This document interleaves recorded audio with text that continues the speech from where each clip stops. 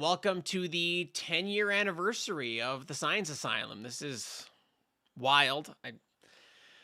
I can't believe it's been this long. But before we get started, I'm going to look at the chat here in a second. But before we get started, just so you know, I know some people in previous streams have complained that like the live chat replay disappears. And so I've got, oh, it's over here. It's reversed. I've got the chat up on the screen, so we should be able to see it regardless of any glitches happen on YouTube. So awesome. All right. Let's see what we got here. I think we got some pretty good questions already. We're going to have some fun with these. People have certainly taken the Ask Me Anything to heart.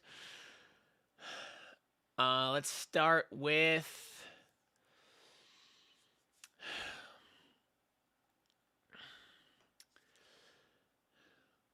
looks like Narf Wall says... I don't even know if you're still here. But he said, what exactly is renormalization and why is quantum gravity hard? Okay, so I'm not sure how related these two things are, but renormalization is kind of a math trick in quantum field theory, which is a video I just put out. But basically, when we actually do the math raw, I guess would be a good word for it. Things don't work out the way they should. We don't get results that we necessarily expect. And so we kind of, renormalization is kind of a mathematical trick to kind of like force things to be the way they should be, you know, by like some kind of like force plugging in numbers that we know to be true, that we've measured, like the charge on an electron and stuff like that. And so that's about the best I can do with that without doing a whole video on it. But basically, it's a math trick that we kind of put on top of quantum field theory, quantum electrodynamics to be specific, to deal with some things that we shouldn't be getting. Some results, some predictions that we shouldn't be getting. Now, why quantum gravity is hard. This is a video I want to make for sure. But there's a few reasons. The first reason, I think that the biggest reason is that the way that usually quantum gravity is something we can, it's about bringing gravity or general relativity into quantum field theory. But the problem is quantum fields are defined at points in space and time, right? It's defined using space-time. And if you want to have a model of quantum gravity, then all of a sudden you have to take space-time itself and you have to turn it into just another field, another quantum field. And when you do that, you now have all the other quantum fields defined in terms of this one that's somehow special. And so like things, that's sort of a conceptual hurdle, I guess, that we have to overcome. And I mean, I say conceptual as if like it's a problem we just have to overcome, you know, intellectually, which it's a fundamental that presents a fundamental mathematical problem. And it's a big problem because people have been working on it for decades and haven't been able to solve it. So that's sort of the quickie answer. Let's see. Got some questions. Let's see, questions. Kurt Germond. Kurt Germond. Can antimatter exist in a parallel universe or plane of existence next to that which the physical universe exists in? And if so, could these two planes interact outside the realm of annihilation? Well, okay, so antimatter does not exist in a parallel realm, and as far as we know, no parallel realms or parallel universes actually do exist. We don't actually know that. And it's a pretty common practice that if we can't show that something exists, we should assume that it doesn't until proven otherwise. So we're going to assume that parallel universes don't exist because we have zero evidence for their existence. And as for antimatter, antimatter is just a different kind of matter that exists in our own universe. It doesn't need a parallel universe to exist. And antimatter matter annihilation is just how those things interact, right? They tend to be opposites in basically every way. And so when they come into contact, they cancel out, and then their energy can't be destroyed. So it has to go somewhere. And that usually goes into another field. Like if an electron and a positron annihilate, that energy goes into the photon field, and 2 photons are created. 2 photons. All right. Whew, active chat. Thanks, Michaela, for the super chat. Sean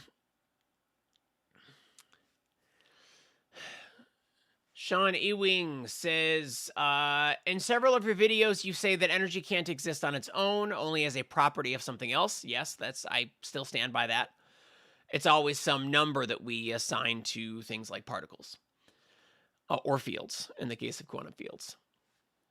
And the question is, you also say photons are pure energy. Now, I don't remember ever saying that, but that is something that is commonly said. So it's possible I might have said that in some of my earlier content, before I started leaning into nuance.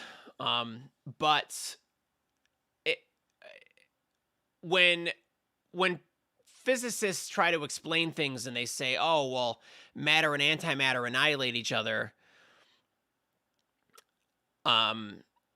they create pure energy, but they don't create pure energy. They create 2 photons. They create other particles that carry that energy, just like the electrons and the electron and positron carry that energy. So it's definitely a property. You don't have to, there's nothing to reconcile there. It's just saying that photons are pure energy is just bad language. It's not necessarily wrong. I mean, but it's essentially how we define things, I guess. But it lacks nuance.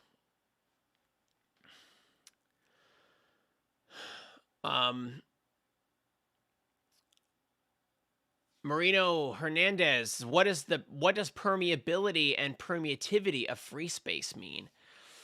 Well, okay, so those are just constants. They're sort of they're bad names. They kind of have a historical origin.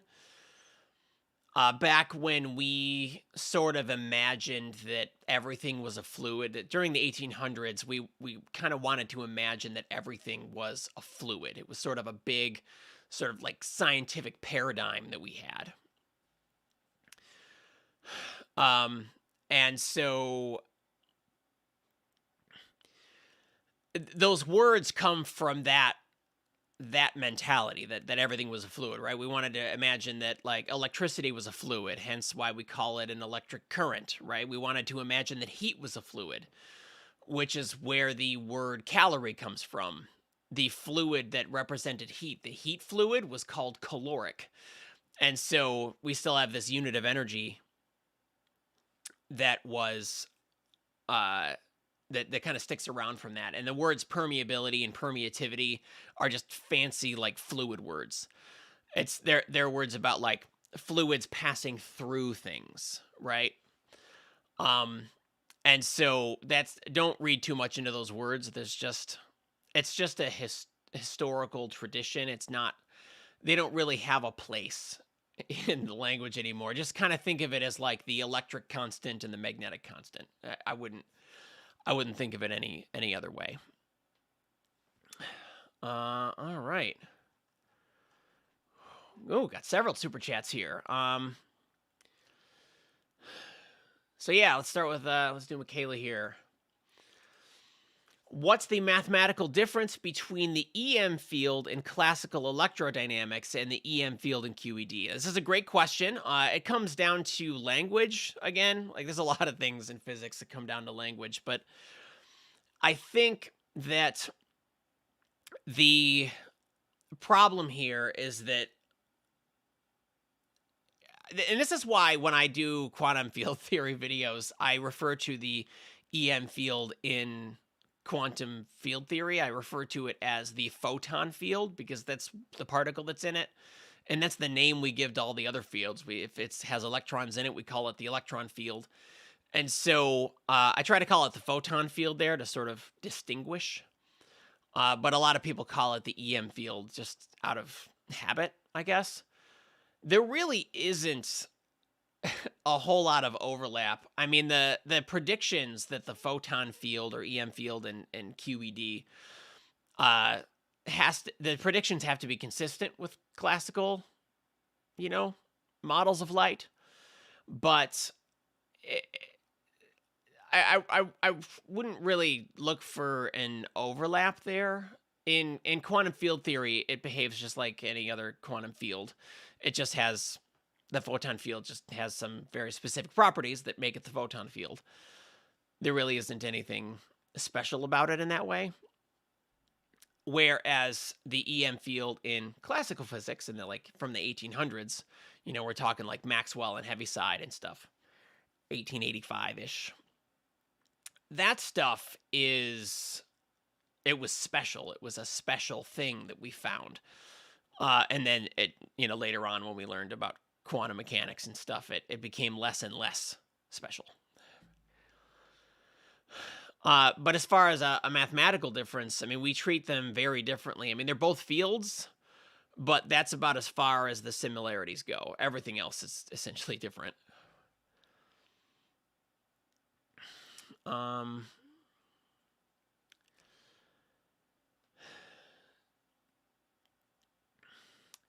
The universe, is it infinite or finite?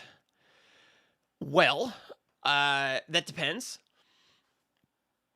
The observable universe is definitely finite, but then there's a larger entire universe that may or may not be infinite. It might be finite. We're not sure, but we can take measurements of things like overall like cosmic curvature in our own observable universe and the part that we can see. And based on that, we have a lower bound for the size of the entire universe. We know it's at least 20 times larger than the part we can see, but we don't know exactly how big it is. And we kind of assume it's infinite because it's kind of weird for a value like curvature to be so close to zero and not actually be zero.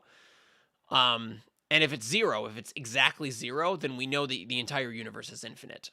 If it's not zero, then it could go either way. But it'd be kind of weird for it to be that close to zero and not actually be zero. And so we kind of assume it is zero exactly, and we assume it's infinite.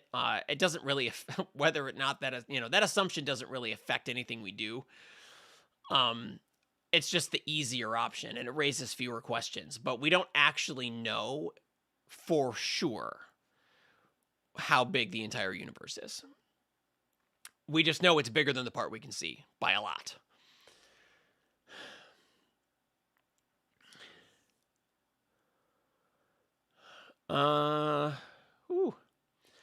What is your favorite dinosaur? A triceratops. Always has been, always will be.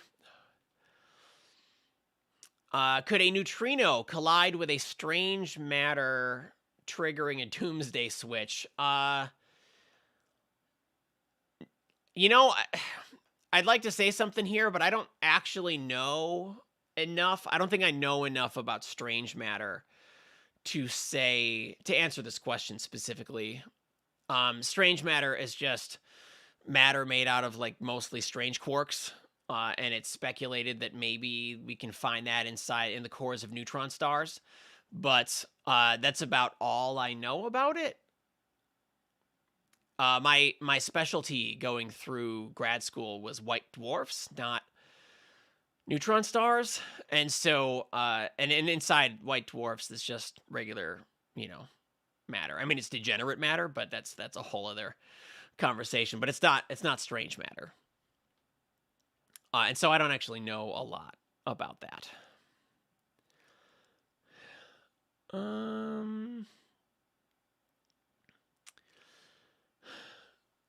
Livcock Edwards, thank you for the super chat. It says, the question, is it easier to thread a wet spaghetti noodle through a straw? Or is it easier to reset your two-factor authentication credentials? It's rhetorical. I don't actually know. I don't have a Bitcoin account, so I never really got into the whole cryptocurrency scene. And so I don't actually, I mean, I realize it's a rhetorical question, but I don't actually. Wet spaghetti, though, if anybody's ever handled wet spaghetti, that's not easy to deal with. Got a couple other super chats here. Among107.com, $5. Thank you.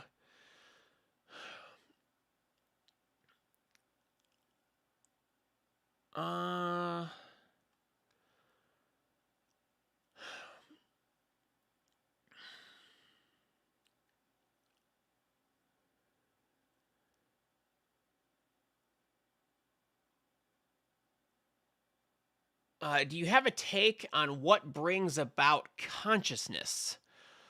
I mean, that's all it would be a take, because nobody knows exactly what consciousness is or where it comes from.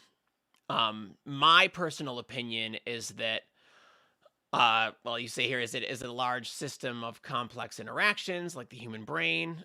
Yeah, so I think that consciousness is something that arises from complexity. It emerges from it. It's an emergent property of something complex like a brain. And so I don't think that, I think that's what makes it's part of what makes it difficult to study, right? It isn't like we can look into the brain and we can be like, this is the spot. This spot is what causes consciousness. It's kind of the whole thing together. And that makes it difficult because there's a lot of things going on in the brain. And I know neuroscientists they're working on it, but they're a long way from an answer, I think.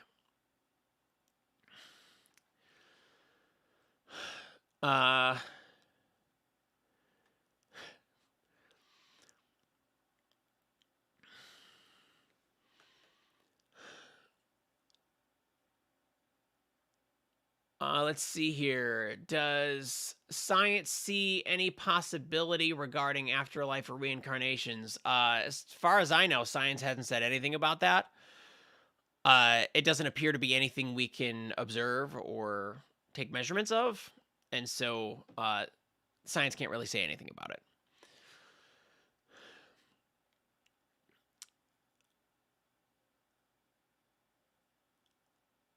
What if, say, a photon actually hits the nucleus and not the electron? I'm sure that happens all the time. That's not all that weird, right? Photons could possibly, I mean, it doesn't happen that often, but photons can hit nuclei. Like, that's not weird. That happens. And then the energy it'll either pass through or it'll get absorbed by one of the quarks or something. Quarks do interact with the electromagnetic field, and so they can absorb photons. It is a thing that happens. And nothing all that weird would happen.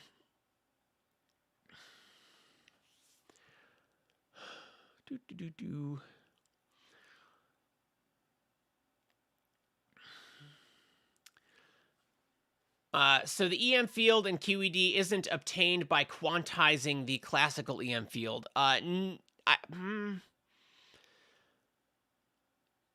would say no. I mean, you can quantize the electromagnetic field in regular old quantum mechanics. That is a thing that is done. It's kind of like a tack-on correction term that we add when we're studying things like atoms. It's not the same thing. I mean, when we did that, it kind of led us down a road that eventually got us to quantum electrodynamics, to quantum field theory. But I wouldn't say that the photon field itself is a quantized electromagnetic field. But then I could be working with a definition of quantized that maybe isn't the standard.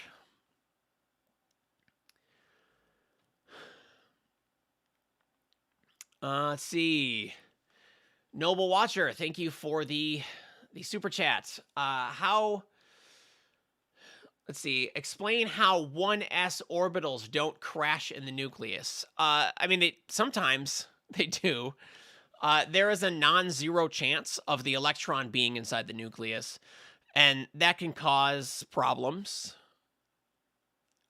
It's non-zero. It's very small, but it's non-zero, and then at which point, it might interact with a proton and turn the proton into a neutron, and it would like change the nucleus a little bit and turn the whole thing into it wouldn't turn it into an ion. It would just change the element that is present. That is a thing that happens.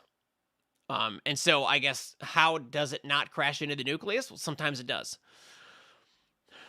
But remember, this is all quantum mechanics and it's all probabilistic. So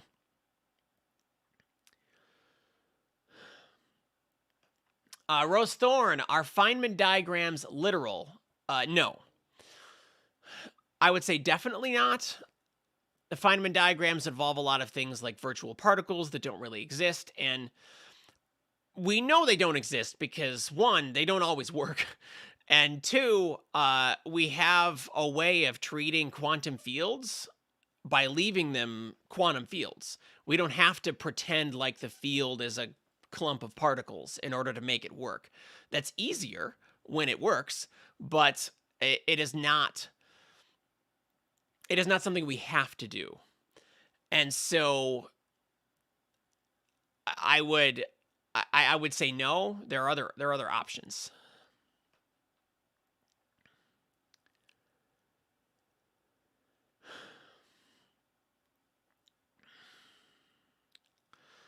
What do you enjoy when you're not doing YouTube? I normally play video games, mostly retro type games. My wife and I play a lot of Lego games on the Switch. Those are some of the newer ones we do. But as far as like stuff I do, games I play by myself, it's usually like older stuff, like Nintendo 64 and earlier. I was getting a bit too busy with like early adult things when GameCube came out, and so I never had it. And so mostly like, nostalgia things for me, but it's video games. It's kind of a way to occupy my brain and get it off of other stuff.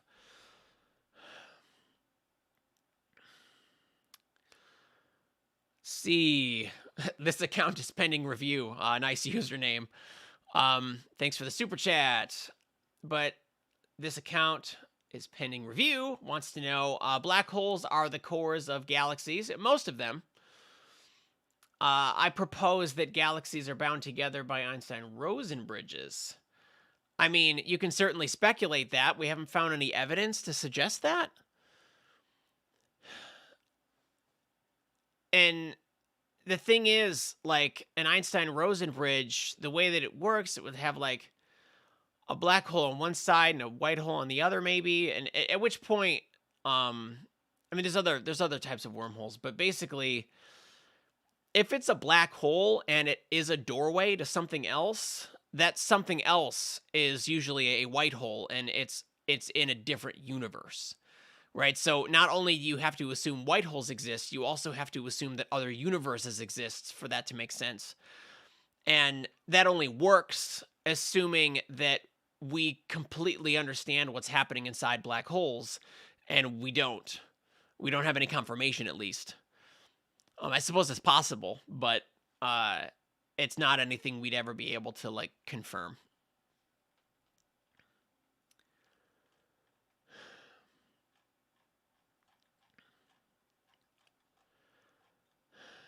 Let's see. I think I lost a spot here. All right.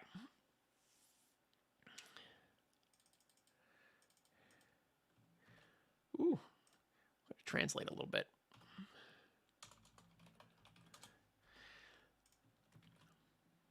Nope, don't have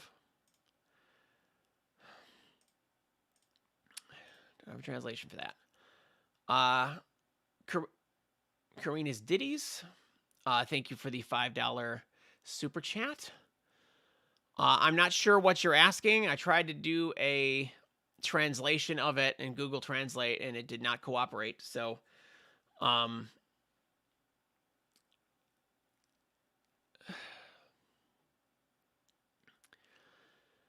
hopefully you can translate for me and ask again. Let's see. Got some good questions in here.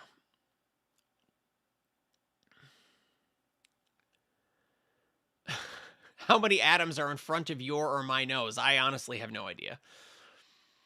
A lot, quite a bit, but I would have to sit down and really think about how to do the calculation.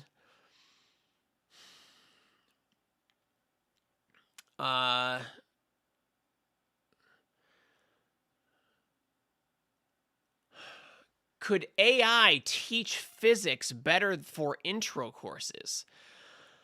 I don't think so. I mean, see, this is the problem with AI teachers. I mean, they'll be able to give you knowledge, right? But there's this connection you get in a student-teacher relationship that you just wouldn't get with at least current day AIs. Current day AIs aren't like AGIs. AGI is an artificial general intelligence. That would be something that, people are afraid of, like, Skynet or whatever from Terminator. But the AIs now, they're designed or trained to perform a very specific task, and everyone's kind of freaked out because things like ChatGPT have a language model, and now you can just talk to it, which, is a huge improvement, but it's still not like thinking like a human thinks, as far as we know, I guess. But it doesn't seem to be that way because of how they're built. The way they're built, it's just guessing a word at a time. And so I would say no. They might be able to teach physics, but they can't teach it better than a person, at least not yet.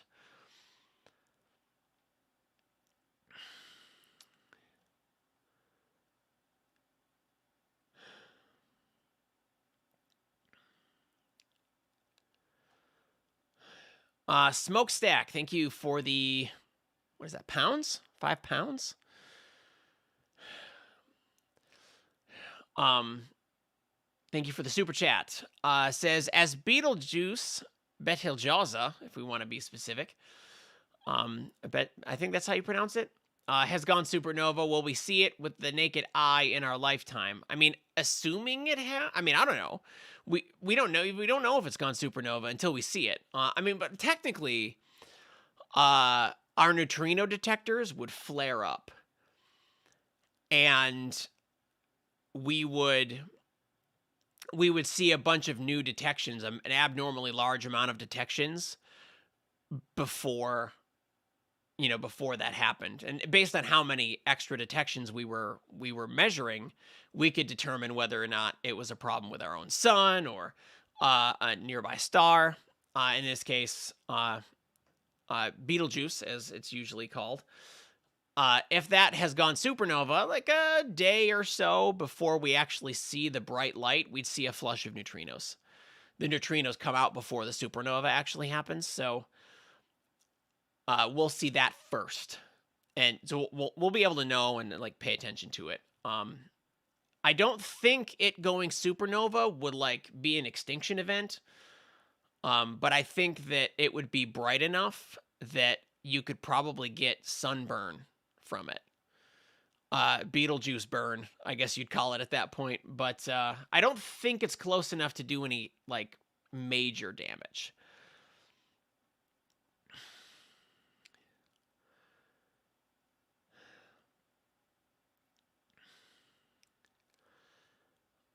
Crouching Tiger, Hidden Atom. Wow, I haven't seen you in a long time. Thanks for the super chat. But you're asking, can particles be entangled at different points in time as well as space? I mean, essentially, yes, that's what they are. They can become entangled and then become unentangled. And so at which point they are only entangled for that period of time. I'm not sure if if that's what you're asking, but yes, they're not, just because they're entangled, it doesn't mean they're always entangled, right?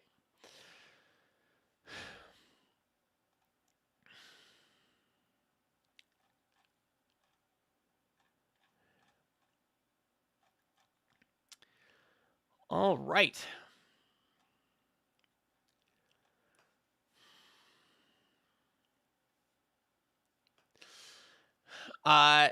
Nate Chaplin wants to know what my favorite movie is. My favorite movie is Beetlejuice. It's an 80s movie. It is from what, 89, I think.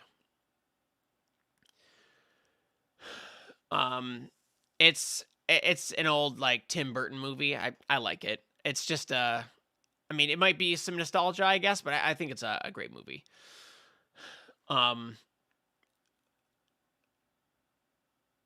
But like, yeah, I think that's probably a landslide for that movie. Then after that, Stardust is really good. I like Stardust. As you can see back here, I've got a bunch of DVDs. There they are. This is my DVD shelf. I think at this angle, you can basically see like the TV shows. I've got what is that? Friends.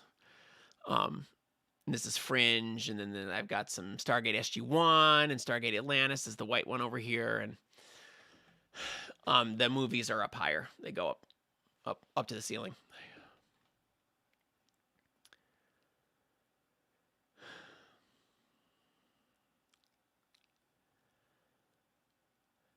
Oh, Sega Saturn, man, I forgot Sega Saturn even existed.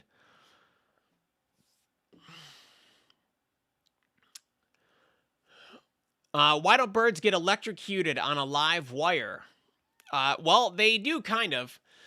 It's just that the wire is a better conductor than they are, and so they land on it, and it does go through them a smidge, a little bit.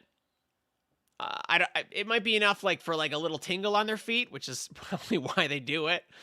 But they're not gonna die or anything. The wire is carrying most of the load.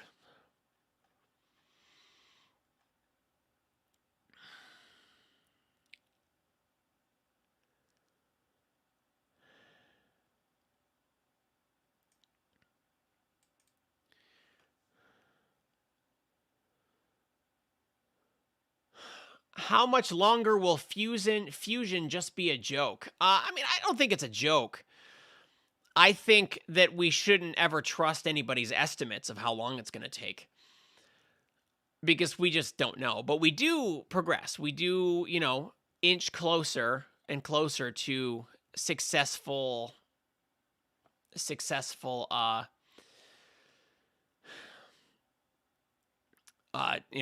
fusion processes. But the problem is that, I mean, one of the problems, there's a lot of problems engineering wise, but one of the physical problems is that we have to do it at a temperature that's like 10 times as hot as the core of the sun. The sun can get away with it because it has a lot of particles, and so it can take advantage of something we like to call quantum tunneling. But if we're talking about a little tiny reactor on Earth, and I mean big to us, but small to, it's just a building sized reactor. If we're talking about a nuclear reactor, it's going to take a lot more heat to fuse the nuclei together because there aren't enough particles for tunneling to help. And so that is a problem. And at those kinds of temperatures, it's very difficult to keep things stable. And so, but our technology does improve over time, and we've gotten better and better at it. And we do manage to get it going. It's just not giving us more energy than we put into it yet. So we still have a ways to go, but I'm not about to sit here and try and predict how long it's going to take.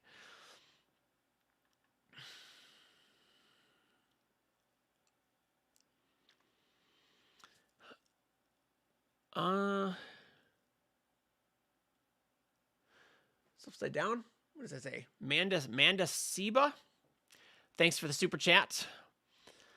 They want to know, how do photons become entangled? I assume that it's not something doable at home, but what's the simplest process? I think the simplest process would just to be to send a laser through. There's a specific kind of crystal. What is it called? A BBO crystal, I think. And what this material does, this crystal does, is it takes photons and splits them in half. So it basically takes the energy of a photon and splits it between two photons of half the energy. They're still photons, but they now have half the energy, half the frequency. And then they're entangled, at least until you measure one.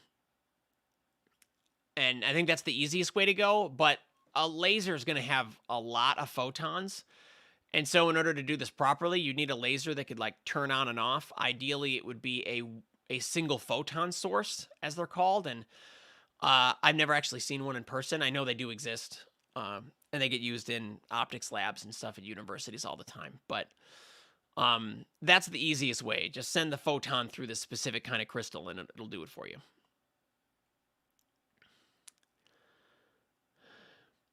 Karina's Ditties. I think I had my TP add-on enabled. Anyways, have you ever had vegetarian stroganoff? I've never had stroganoff at all. So I'm a pretty picky eater.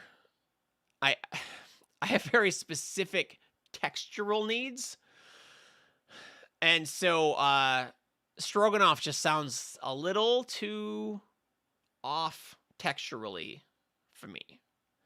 And so I've never actually tried it.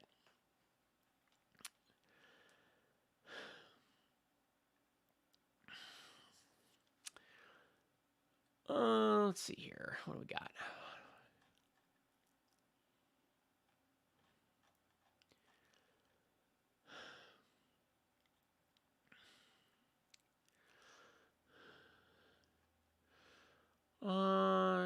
What would happen if wormhole? Wait. David Nelson, how is information lost in a black hole if everything stops from our perspective at the event horizon? Wouldn't it then be theoretically available forever? See, that's the thing. That's at least one of the things.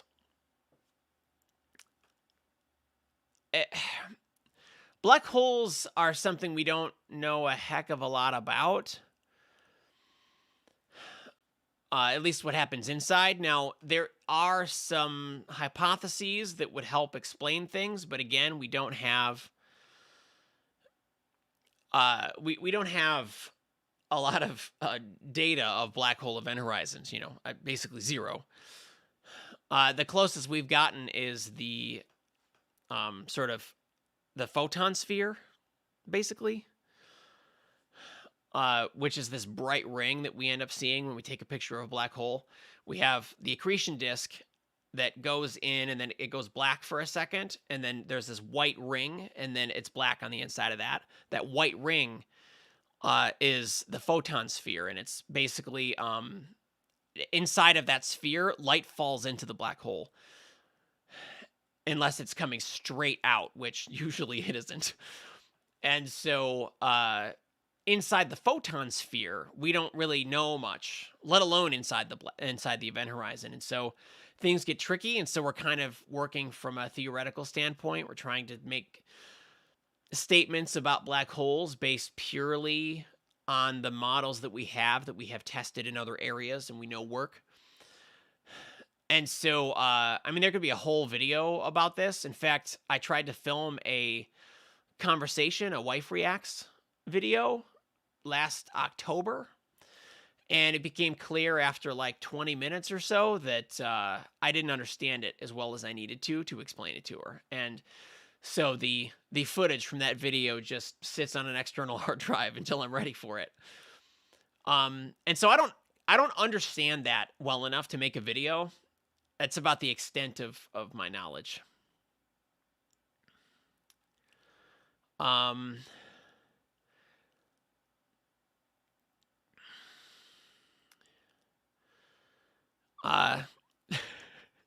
Thanks for the super chat. I think is how you might pronounce that. I don't know what that came off like in the microphone, but it's just a string of S's as a username. Thanks for the super chat. Is the original still around, or are the clones running the Asylum? I mean, most of the clones that, you know, stick around long term, I mean, they're around, you know. But I am the original. I'm the original. So I say. Wouldn't you like to know? Let's see.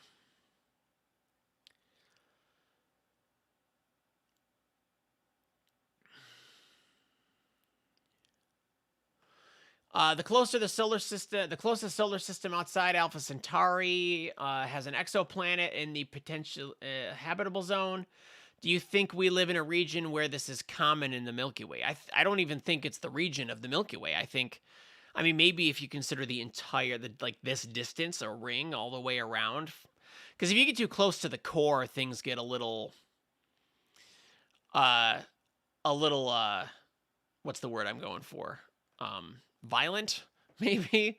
It's not very habitable in there, but out at this distance, about halfway out from the core, and even further out if we want to go further. But in here, we keep looking at stars all over the galaxy, at least in the range that we can see, and they all seem to have planets.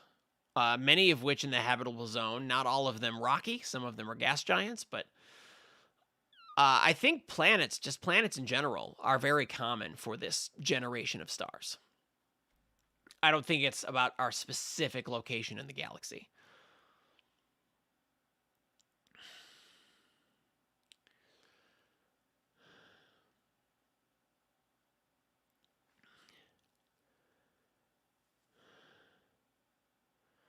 What are your thoughts on biological immortality? Is it even possible? I mean, I hope so. I don't know what that would entail. I mean, there are several aspects to it, that things we'd have to alter about ourselves to make us immortal. I think digital immortality will probably come sooner, but I hope that biological immortality is a thing, and I hope that it comes before I, get too old. That would be nice.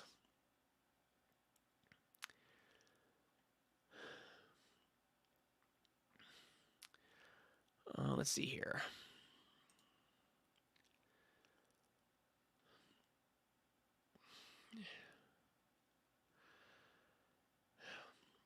Your tensor video was really intuitive. Thanks. I feel like I could probably do better now. You know, it's like 3 or 4 years old at this point. I think 3. But yeah, I mean, I tried what I could. Tensors were something I had to learn myself. I had to teach myself in grad school for my thesis. And then I ended up taking a mathematical physics class where it was kind of covered for a couple weeks at the end. But what I had learned myself, I had learned more than I learned in those couple of weeks in the class.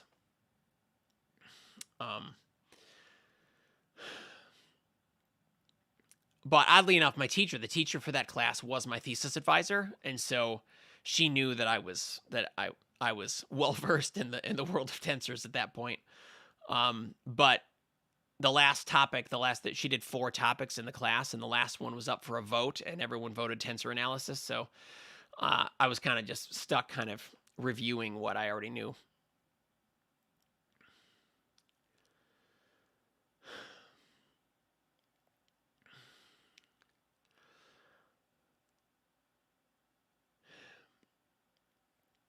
Let's see. How is it that black holes can grow if from a sufficiently far away observer, the infalling object never crosses the horizon? Yeah, this is an issue that this is an issue we have with black holes. I think it's an indication that we need to learn more about black holes before we start making statements about things like an event horizon. Because the event horizon is also considered a mathematical singularity. It's just removable by a change of coordinates. Whereas the one at the center, where we say that all the masses collapse to, is not removable. It is a mathematical issue with black holes. And so the fact that we can sit there and we can watch something fall in from a distance and it'll never cross the event horizon, but the thing falling in will definitely observe themselves cross it, well, as if it's not even there, is a problem that leads me to believe, and this is my personal opinion, that we don't quite have black holes figured out. And so I think that the limit of our model is before we even get to the event horizon. And so I don't think that we can actually answer that question. I think the fact that that happens is an indication of the problem.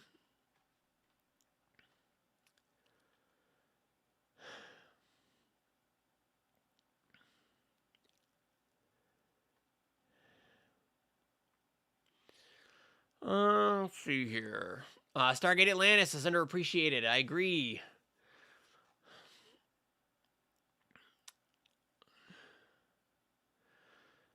Jonathan Hayden, hopefully I'm saying that right. Thanks for the super chat. Did the JWST disprove the Big Bang Theory? Absolutely not.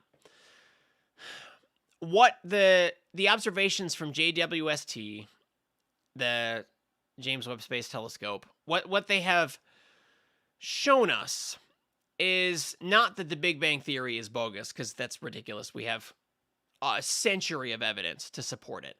What the observations show us is that we don't quite understand galactic formation, because we can look at it and we can see that galaxies are forming sooner than we expected. And the thing is, we always imagined that galaxies kind of formed gradually, where like they started with like a seed black hole, like a supermassive black hole, and then grew out from there and formed stars around them, and it was this gradual process. And if they formed sooner, if they were fully formed sooner than we expected, then what that means is their formation process is different, that somehow they form really fast. And that is something that, you know, astrophysicists are going to have to figure out. But that's literally all these observations have done, is they've shown us that we have some more to understand about galaxy formation. And that's great. That's a great observation to have made, right? It's always exciting when we find out that we're wrong about something, because it means that there's more to learn.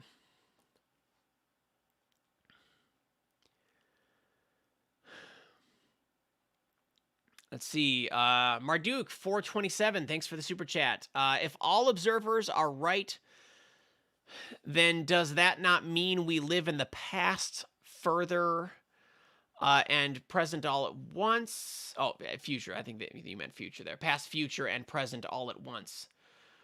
No, I don't think so, because I don't think that the past and the future actually exist. I mean, we can make predictions, we can make measurements of the past, and we can make predictions of the past, and we can make predictions of the future. And I think that gives us the impression that the past and future exist, but they don't exist.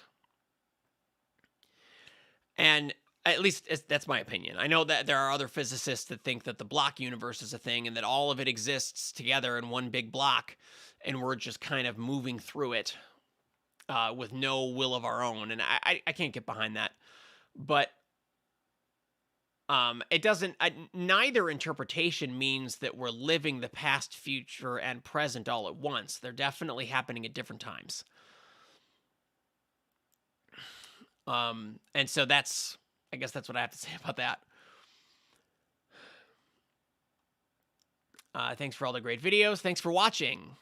I have a lot of fun making these things, and it's really good to know that they're being appreciated, and I appreciate everything y'all do for me, whether it's watching or liking or sharing or whatever, because it makes this, it makes this my job, and that's really great for someone with like chronic illnesses and disabilities and stuff.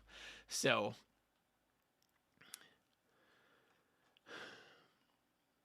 let's see here.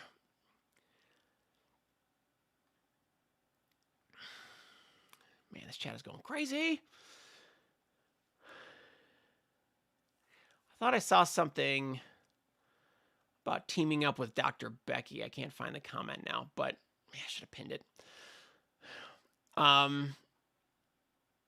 Yeah, I mean, actually, Becky, if I had a good idea for us to collab on, I'm sure she would be open to it. We had the privilege of I had the privilege of meeting her in New York in September, and that was really cool. Very great person, just as wonderful as you imagine she is. Have you thought on making physics courses? Do you mean like YouTube courses, like the new feature they rolled out? I have thought about it. I don't know if I have time exactly, but it could be cool. I'm not opposed to it.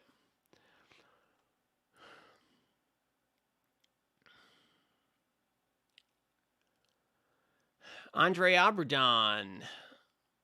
Thanks for the super chat. Do black holes need singularities? No, actually.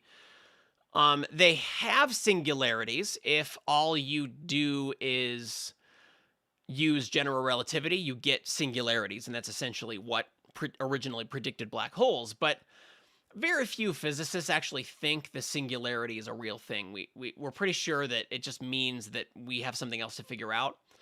And people are, making suggestions. Like, I know there's a string theory hypothesis, which frankly isn't a theory. It's already a hypothesis. So like, this is a hypothesis within another hypothesis. So take this with a grain of salt. But the string hypothesis, as it should be called, there's no experimental evidence for it. For it to become a theory. So the string hypothesis would suggest that would be consistent with the idea that the particles and all the like information or whatever you want to call it is compressed onto the event horizon from 3 dimensions into 2 dimensions as these like collections of strings, very like Planck scale strings. And so I think that, there are other suggestions as far as like how you would remove singularities from that model, because ideally that's what you would want to do when you figure a new idea out. You would want to, have it like fix problems like singularities and, infinities and stuff like that. Inside of Nataru says, does string theory exist? I mean, the model exists. Again, I would not call it a theory. It's very poorly named. After decades and decades, it has yet to produce any, testable predictions.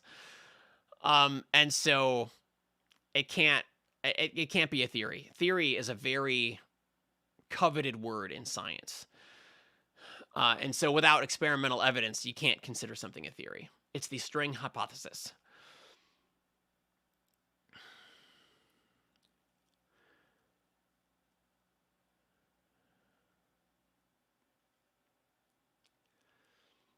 What is your full-time job? This is my full-time job, actually. I used to teach at the university level part-time, but that career never actually like went anywhere. And so I consider myself very lucky to have this and to have gotten out of academia and to be doing this full time. This is much more rewarding, much less stressful. Teaching part time is not a good experience. If you want to have some idea of how it is, there's a YouTuber, small YouTuber named what's that, Dr. Andrea Collier, I think. I just found recently. And she put out a video maybe a couple months ago regarding adjunct faculty at universities and what that's like. It's a horror show. I don't recommend it for anybody, honestly. Let's see here. Physics O says, I can't stay long, but I wanted to stop by and say congrats on 10 years. Huge. Yeah, thank you, Eric. If anybody's wondering, that is, his name's Eric. He was my expert consultant on the quantum field theory video I just put out. So he does live streams sometimes. You might want to check him out. Physics O, I think, is the channel. I don't know. That's I'll pin him to the top. I don't know how I feel about this, but there. Pin him to the top of the feed. I don't know if you can actually click on things in there, but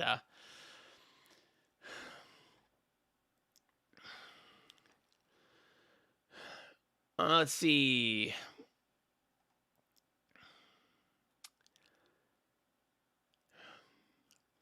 How to be better at solving problems. Yeah, this is a challenge. Something I did in my classes was I would give students like a procedure. You know, I kind of got an idea of like the kinds of problems that you see in like introductory physics, because that's basically all I ever got to teach as a part-time teacher. But I kind of got these like processes going. I don't know if I actually have any to share with you at the moment. Nope, apparently not. Okay. I was going to screen share it, but no, I got like a procedure for like solving Newton's laws problems, or solving energy problems, or momentum problems, or, you know, electric circuit problems, the kind of stuff that you would see in those classes. And so if people were struggling, they didn't have like an intuitive understanding of how to solve problems, because solving problems is kind of an art form. I could at least give them a guideline, like follow these steps. And then by the end of the course, most people like got a feel for it just by like going through the motions enough, right? It's all about practice.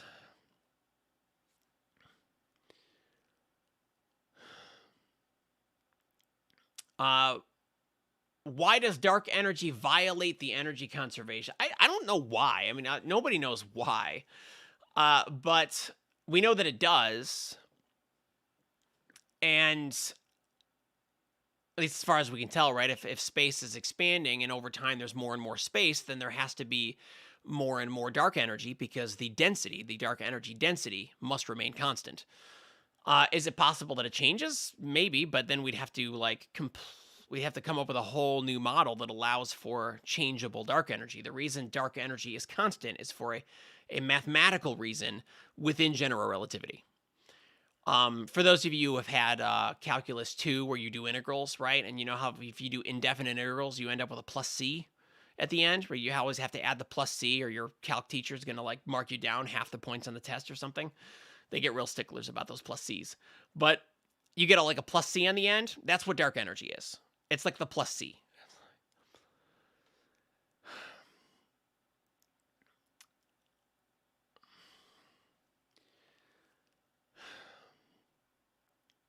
Sharma K brought up Dianna Cowern's situation. Yeah, if you haven't heard, if you follow her, don't, or whatever, she is struggling with a, what is it called? Chronic fatigue syndrome as a result of a COVID infection. So her husband's kind of like holding down the fort right now. She had to close her office recently. It's been a mess. Those of us who are her friends have, you know, offered to help here and there, but like, you know, that her and her husband Kyle are making the best decisions they can. And, you know, so if you weren't aware, that is something that's happening.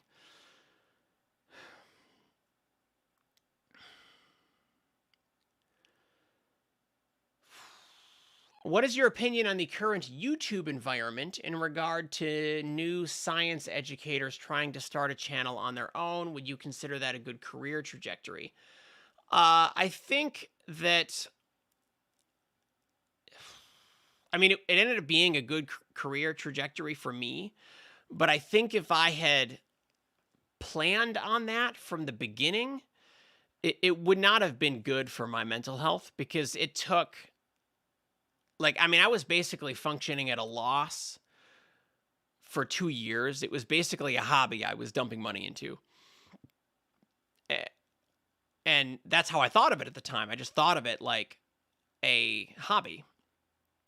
And so I wasn't really all that like invested in it. I was just making like quickie 3-minute videos about things. And you always want the content to be successful. You want what you're making, your art, to be successful. But I wasn't like basing my whole life on it or anything, my career. And then the third year, I was breaking even. And so I was making enough money to cover expenses for the hobby, which was nice. I wasn't going into the hole anymore, which was good because I was not working part-time at like 3 different schools. Was not a good place.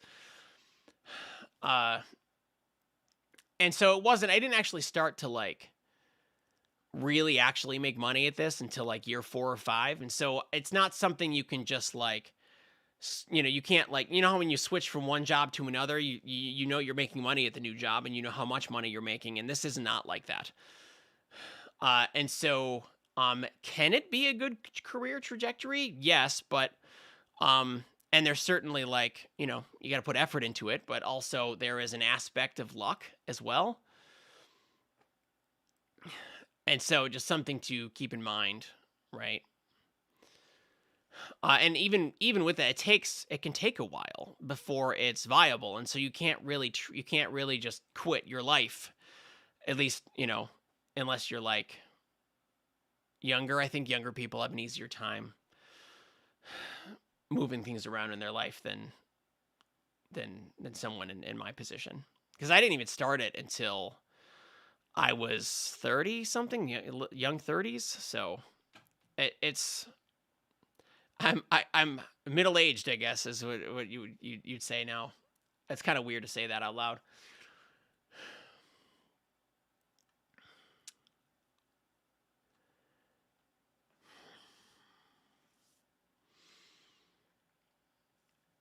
Let's see. What motivated you to make YouTube videos in the first place? This is a great question.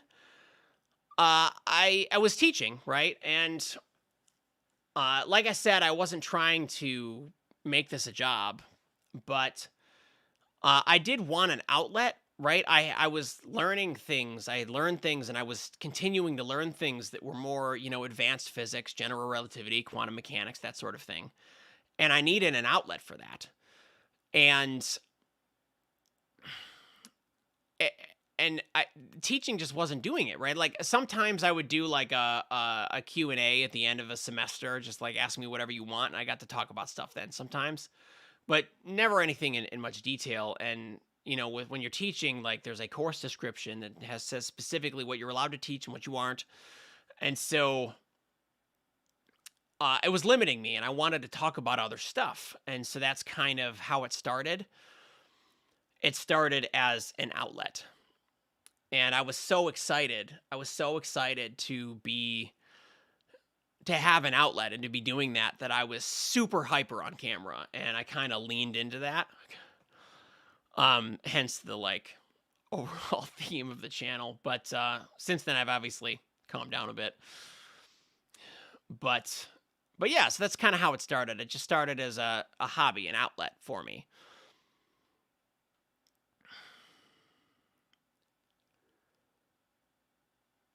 Just say it here to say congratulations. Thanks. What's weirder, magnets or gravity? Well, if you're talking physics before 1900, magnets. But if you're talking after, like 1915 and forward, when we're talking about general relativity, definitely gravity. Gravity is weirder. Not even a contest. see. Michaela wants to know, why can't photons be localized as wave packets the way massive particles can? You know, I don't know. This is kind of outside of my field of knowledge. I don't really have an answer for you. Sorry, Michaela. I don't know if it has to do with mass specifically and the fact that it doesn't have mass. I know that localization is tough with photons, right? They tend to be like all over the place. But I mean, we treat them as local when we put them into Feynman diagrams, and so I'm not sure exactly how that works out. Fundamentally, like conceptually. But I don't really have an answer. Elad says, love the shirt. Yeah, thanks. It's a little retro. Teenage Mutant Ninja Turtles.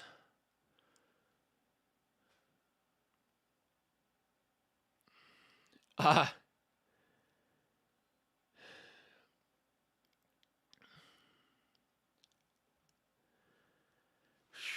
once heard Professor Leonard Susskind say that in quantum scales, particles get entangled fairly easily. Would you say that's the case? I don't know about easy. Easy seems... It doesn't seem like the right word.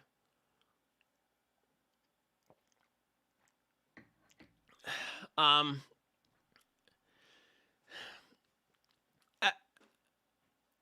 don't think I'd say easy.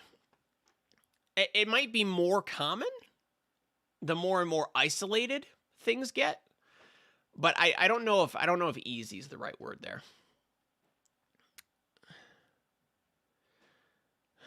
Thanks for the super chat, Roman. No question, just a super chat. Thank you so much. Star Trek or Star Wars? Oh boy. Star Trek is obviously my thing. I've got is it over? It's kind of in the back. I've got 2 layers. I don't know if you can see it, like above here, or wait, is that no, up here? These silvery ones back here. That's Star Trek: The Next Generation. I've also got the original series in there on Blu-ray and DVD or something. But the thing is, like, I have Star Wars over there too. I have both of them. They're not even the same genre. Okay, this is a hard opinion I have, right? Star Trek is science fiction. Star Wars is science fantasy. It's fantasy, right? They're like magical wizards with laser swords. You know, it's fantasy. It's not. It just happens to take place in space. And you can like both. I mean, Star Trek is will always have a special place in my heart. At least, you know, like old school Star Trek. I can't really get into the new stuff. I'm glad that it's, you know, bringing a new audience into Star Trek, but I can't really get into it. Although I want to try Strange New Worlds. I hear good things about it.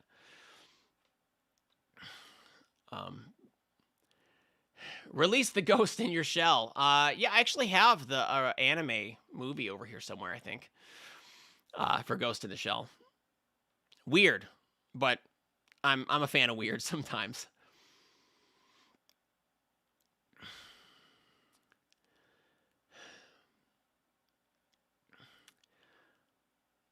Why do physicists think gravity is a particle when it's curvature? Well, I mean, we don't know that it's curvature either. Our best model of gravity says that it is, and that's really all we can say. But I think most physicists think of quantum field theory as the newest model. It's the front line. They don't look at general relativity and quantum field theory as being an equal footing. They see quantum field theory as being better and newer.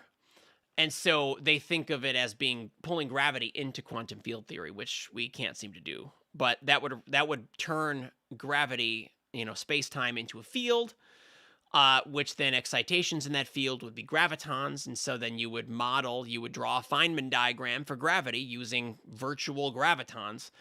But those models don't work. They don't work. And so I think that a lot of physicists are kind of letting it go. All right, jump around here. Let's see. Star Wars is not as good as it was. I don't know that that's true. I think that, when writers and showrunners and movie producers and stuff, when they make new stuff, they're going to make it for new people, right? The newer stuff isn't necessarily made for the hardcore old school fans, right? In order to make the money they want to make on it, it also has to appeal to a broader audience outside the fan base. And I think that's the real problem, right? Like when you try to appeal to people outside of a fan base, then the fan base can get angry sometimes, especially the Star Wars fan base. They get so angry about everything. At least the really vocal ones, right? I mean, I'm a Star Wars fan and I don't get angry, but I think there's a subset of very vocal, very angry Star Wars fans from back in the day that are just angry about the new stuff. But I don't think the newer stuff sucks. I think it's just different. It's different. It isn't made for the same people.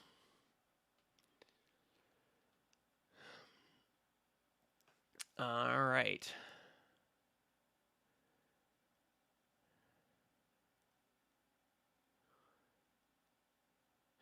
What was the topic of your master's thesis? It was the hydrostatic equilibrium of white dwarf stars. And so I know that sounds real boring, but typically, the titles of theses are pretty boring. But basically, it's about the internal structure of a white dwarf. What are they made of? How do they support themselves? That sort of thing. And it's something that had been done before, but what I was sort of adding to the conversation was I wanted to know whether or not general relativity could be a factor in like whether or not the maximum mass for a white dwarf was accurate, right? If I did it with general relativity instead of Newtonian gravity, would it make a difference? And it kind of did, but it was only in like the second decimal place, and so not much. If you're only rounding to one decimal place for that mass, like 1.4 solar masses, then it doesn't actually matter. But my calculation made it 1.44 instead of 1.40, or the other way around. Man, it's been a long time since I've looked at it, but that is essentially what happened there. I kind of got a negative result, which isn't as exciting as a positive one, but important nonetheless.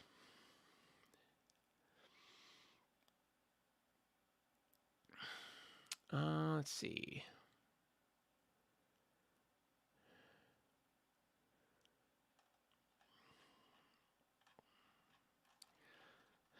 Let's get down to the bottom of the chat here. All right.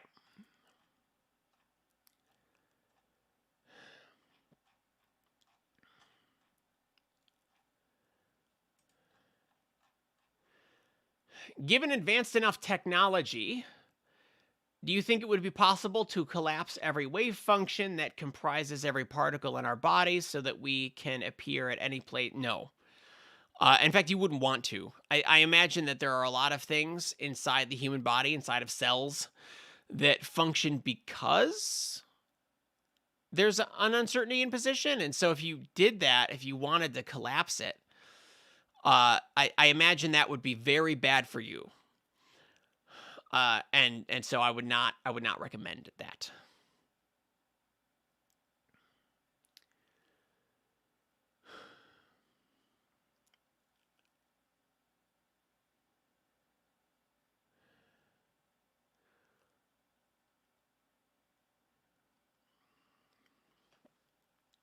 Let's see. What force is in general relativity? That's in response to somebody else.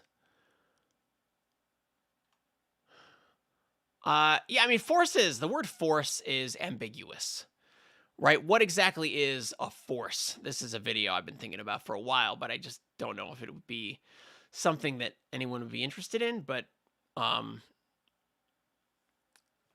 don't know. I think Sabine Hosenfelder did one, and it was fine. So I don't know. Maybe I'll do one. But A force meant something very specific in Newtonian mechanics, and I don't think that it, and that the word has sort of changed meaning over time into something it's more lax, you know. And so I would say that gravity is an interaction, but I would be hesitant to call it a force.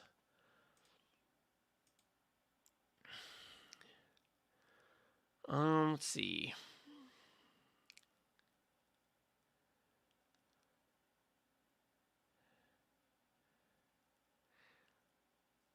Oh, Brenda says Einstein fields equations reduced to Newton. They do, but you have to make approximations, right? Any new model has to be consistent with the old model, at least the predictions of the old model. And so the predictions are consistent, but also you can make some approximations with Einstein's fields equations. You can take like just the time component and do a weak field. And you know, Earth's gravity is considered a weak field. And so when you do that, then like you do some math on it and you can get, and I made a video about this where you get Poisson's equation, and that is essentially like the energy version of Newton's law of gravitation. So it does reduce to it, but I still wouldn't call it a force. Force is probably something, the word is probably something we should just leave in Newtonian mechanics.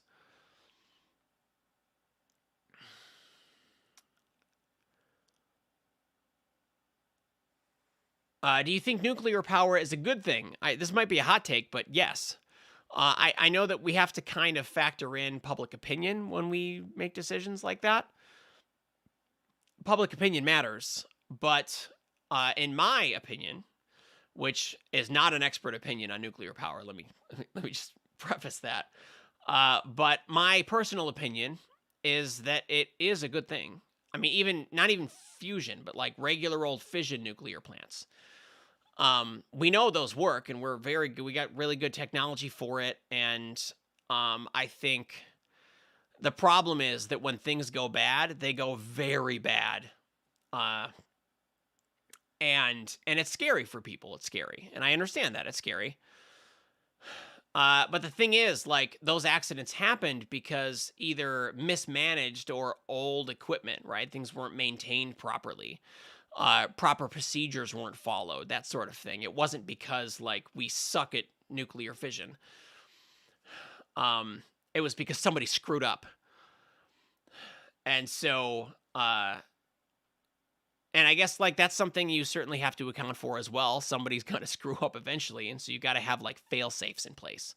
And now that we've been doing fission for a long time at this point, we know what kind of fail-safes and technologies we need in place to, you know, help prevent, you know, stupid decisions. So yes, I think nuclear power is good, and if we expect to get off of fossil fuels anytime soon, we're going to need it. And I think it's a tragedy that nuclear power plants are being torn down rather than fixed.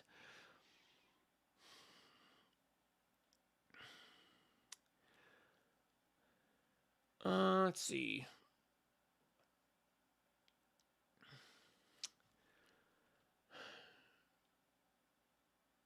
Dark energy. So it says, realize. Some good. Was that a pun? I don't know if that's a pun. It says dark energy is a placeholder for ignorance. It's more than that. Do we have ignorance about it? Yes, but it's more than just a placeholder for ignorance. It is something that the models predict. And when we look out and we look at observations, we do see the effects of that stuff, whatever it is, existing. And so it's more than just a prediction. There's also an observation, and it's more than just ignorance. We know a little bit. Our observations appear to be consistent with the model we have, with, you know, dark energy being a thing. So it's more than ignorance. I think that calling it ignorance undersells it a bit.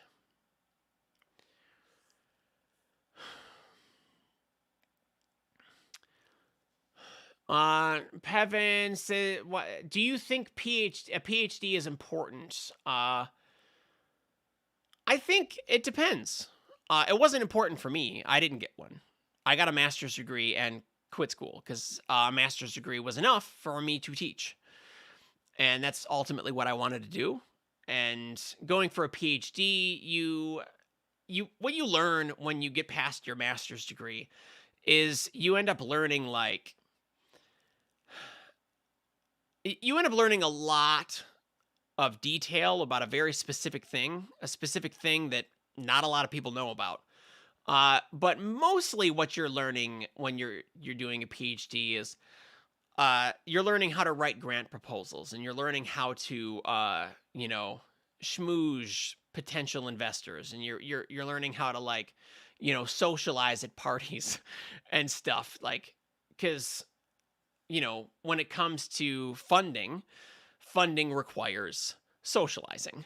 And so there are a lot of very specific social kind of skills that you get in a PhD program. But like I said, you also learn how to write grant proposals, and you learn how to write papers, and there's a lot of writing skills that you learn. And I wasn't planning on becoming like a full professor and doing research, and it wasn't really my goal. And so I quit at the master's degree. But if that is your goal, if that's something you want to do, if you want to be somebody who does a lot of research, then by all means, get your PhD. Then that sounds like it's something for you.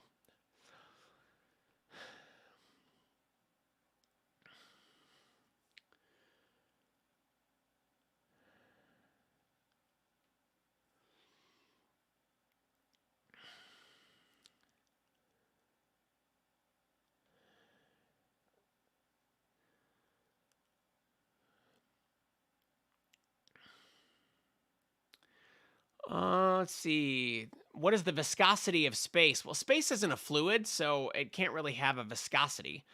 It does kind of, you can think of it as like a tension, I guess. It's not really a tension though, because it's not even a fabric. Space-time isn't even really a fabric. We call it the fabric of space-time by analogy only, but it's not really any of those things. And so I would be hesitant to say that it has a tension or a volumetric tension or a viscosity or anything like that. I mean, I have said that I have said that the constant inside of Einstein's field equation is kind of an elasticity. If you want to think of it like a fabric, you can think of that constant as an elastic constant, but which makes space-time very rigid. But it's just an analogy.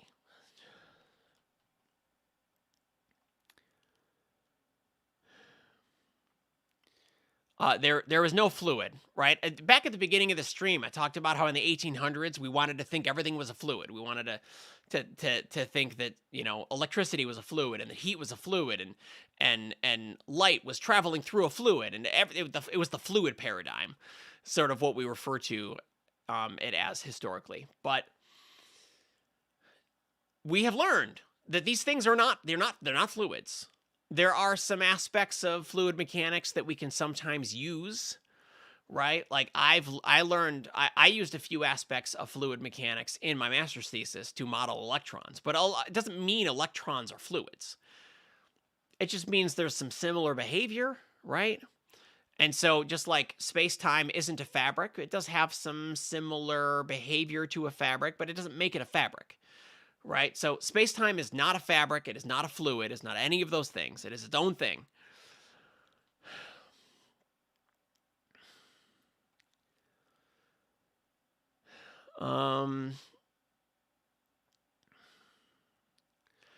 Daniel Bolin, what is your personal explanation for the Fermi paradox? Thanks for the super chat, by the way. What is your personal explanation of the Fermi paradox? I think that we're early.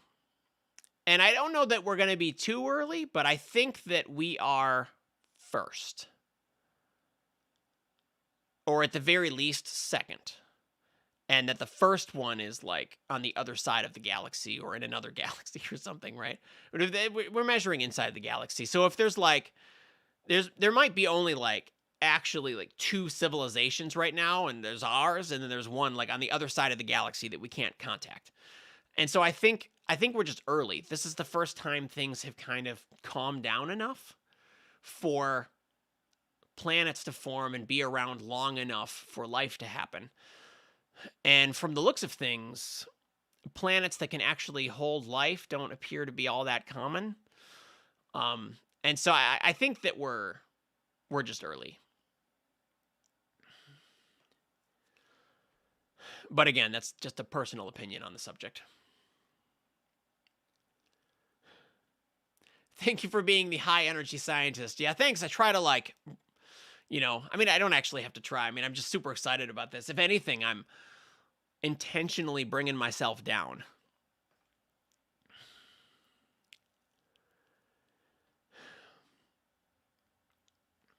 Honestly, I wish I could search the chat. I've seen Eigenchris show up a couple times and then I lose his comment. So it's kind of a bummer.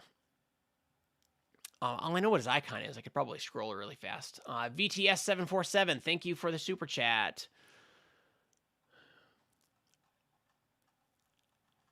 I don't see it.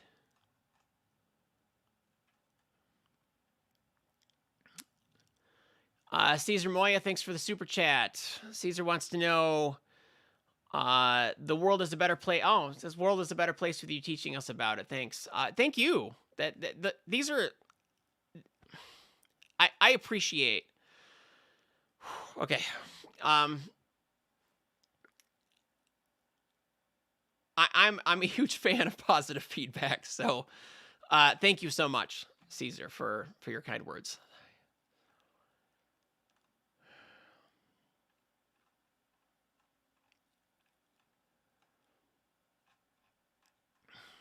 Okay. Man, this chat goes so fast when I do a public stream.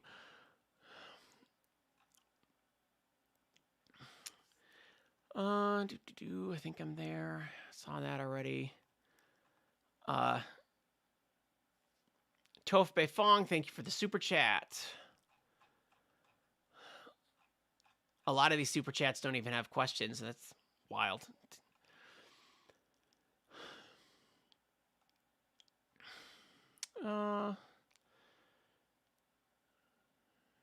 Dr. Lucid sounds like the next DC comic character. Yeah, thank goodness I'm not a doctor. They'd make me sound like a villain, I think, at that point. At least, just saying, just being Nick Lucid is a little less, sounds a little less dark in that case.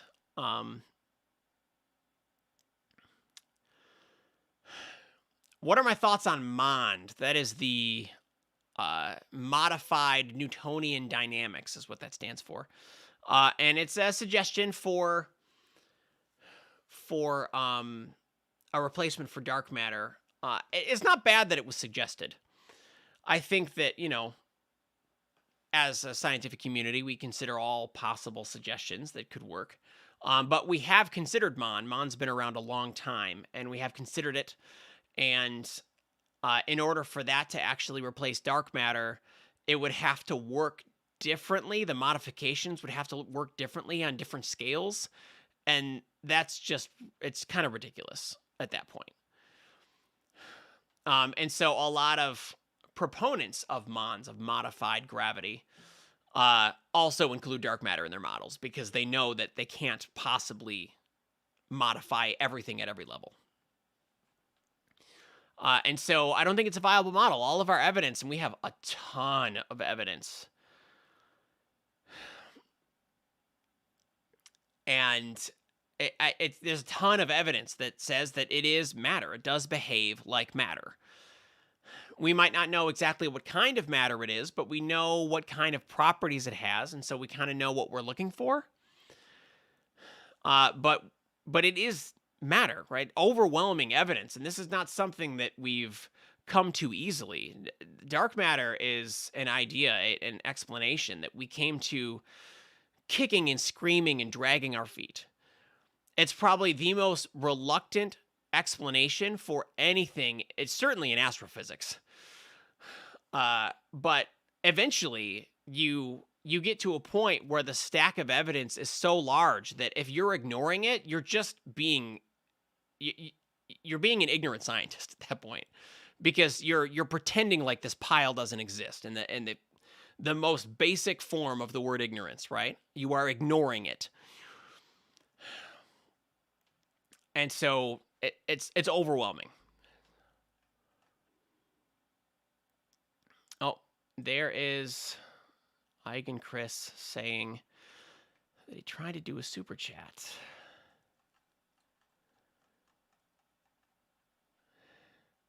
But I can't find your original comment. Chris, hopefully you can comment it again. Feel free to do a normal comment, and I'll see if I can find it.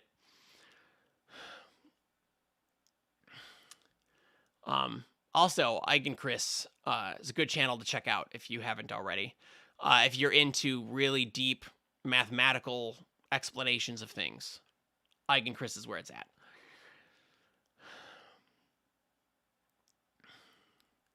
Here we go. He did already.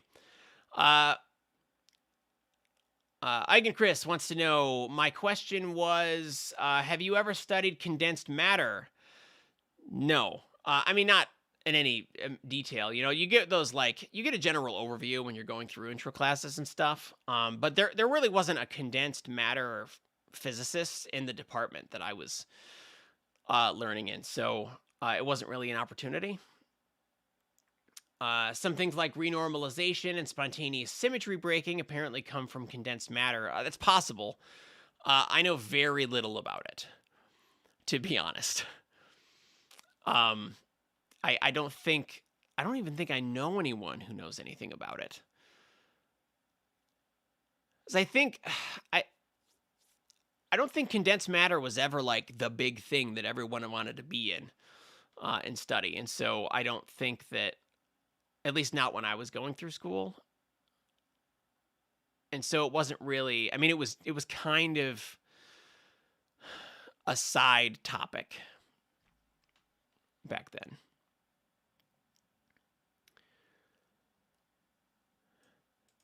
Do you have any kids? No kids. I have nieces and nephews. I'm a very proud uncle.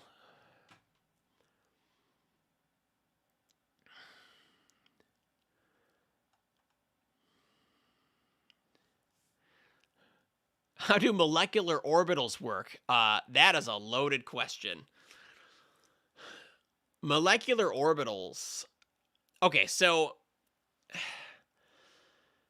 when atoms form in molecules, they end up forming these like hybrid orbitals, right? Because remember, an orbital isn't like something that isn't a physical object that sits there. It's a probability distribution.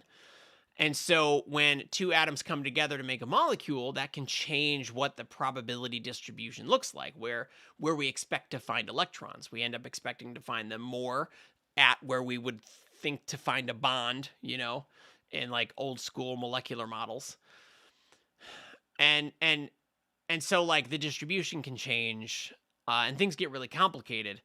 I mean, just explaining atoms alone is almost beyond the scope of quantum mechanics. In order to do it, we end up having to like make little approximations and tack on correction terms and stuff just to make it like match reality. And that's just with the hydrogen atom. If you want to do like helium or lithium or like some other larger element, you're gonna run into problems, run into obstacles where like you're basically dealing with a many body problem, and many body problems are notorious for not being solvable. And so we have that problem. And so it's difficult to explain that in any like significant detail. But essentially, when atoms form molecules, they can form these hybrid orbitals. Orbital hybridization is a whole field of study all by itself.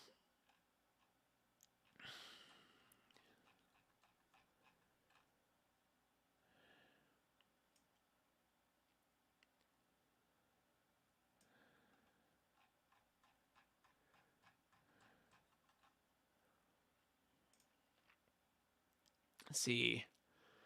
Midwest Wind, thanks for the super chat. If I start walking in place in a circle and I walk faster and faster toward 99% the speed of light, when I stop walking in place, am I in the far future? Yeah, I mean, assuming no one did anything with you while you were walking in place, because you can still interact with the surrounding space. It's not like you're in some isolated bubble or anything like that newer, what is that, like 10, 12 years ago, but the newer version of like the time machine, where he, like, the machine like forms a bubble around, protective bubble around him. You wouldn't do that if you were just pacing in a circle. But time would certainly pass slower for you than the surrounding environment, and you would end up in the future. But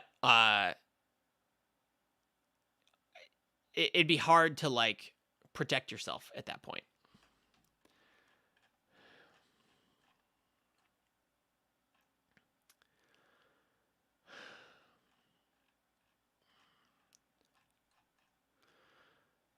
Let's see here.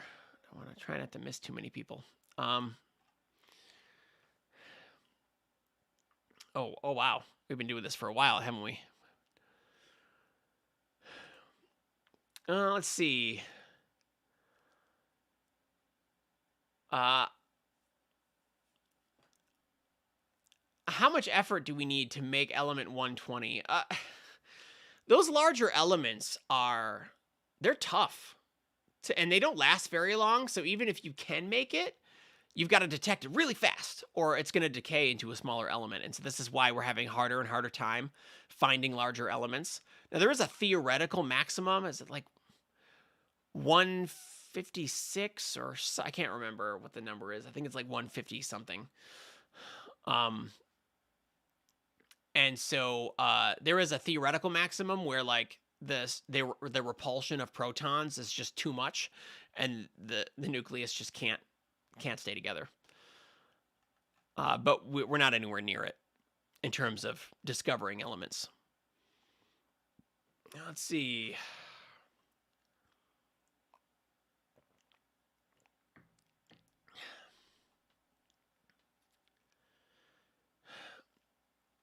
Why does current always flow in the opposite direction of the flow of electrons? That's a definition issue. Because electric current isn't really a thing, right? I mean, the flow of electrons is what's actually happening. But even there, it's not even really like a flow of electrons. You can't think of it as individual electrons. Electric current is what you get when you've got a whole bunch of electrons and they're kind of like drifting through a circuit. The drift is what we kind of abstractly call an electric current. But the issue is that when we first defined it, this was back like at the beginning of when we thought it was a fluid, when we thought everything was fluid. We thought this fluid was positively charged and it was flowing through the wires. And so it took like 150 years after that definition for us to finally realize that it was negative, that it was the negative charge that was flowing around and it was just leaving behind positive holes. And so and at that point, we're not going to change. 150 years learning the current is flow of positive charge, no one is going to change. We're just going to like pretend like it's positive and move on, right? The only thing that's going to make us change is if our calculations are wrong, and we spent 150 years doing calculations that were just fine. So it's just a definition problem. It's not a reality problem.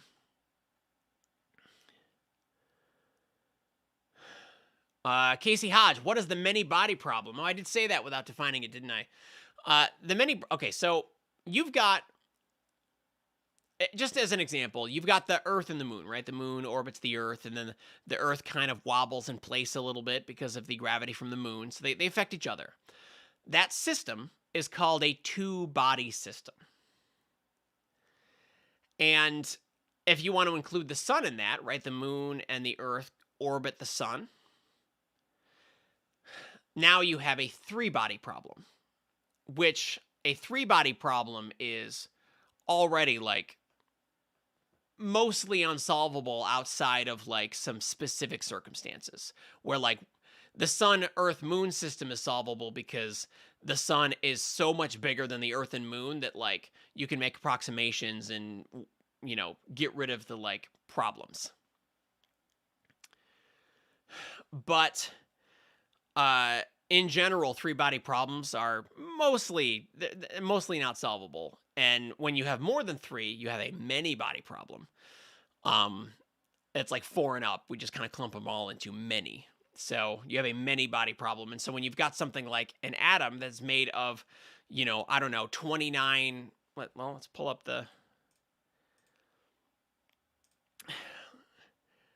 Right, let's just take a look. Let's take a look. I'm going to screen share because I set this up and I want to use it.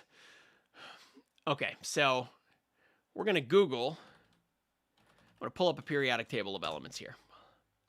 All right, so here we've got a periodic table of elements. And you can see the hydrogen atom, right? The hydrogen has 1 proton. These decimals are just because they take an average of all the isotopes.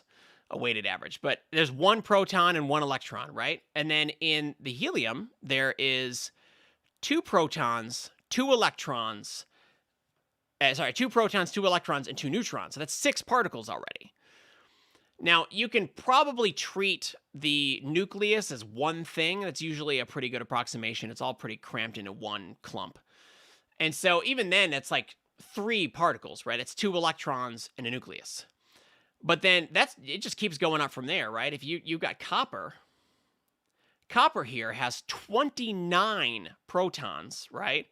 But even if you take the whole nucleus and you clump it into one thing, there are still 29 electrons in orbitals around that nucleus. That is a many-body problem. And so that's what we mean by many-body problem. This gets out of hand real fast. And so you have to make approximations like, oh, these electrons don't interact very much, or I can make a prediction about the outermost electron in copper, which we can do. And then you just assume that like all 28 of the other electrons are part of the nucleus. And so now it's a 2-body problem, approximately.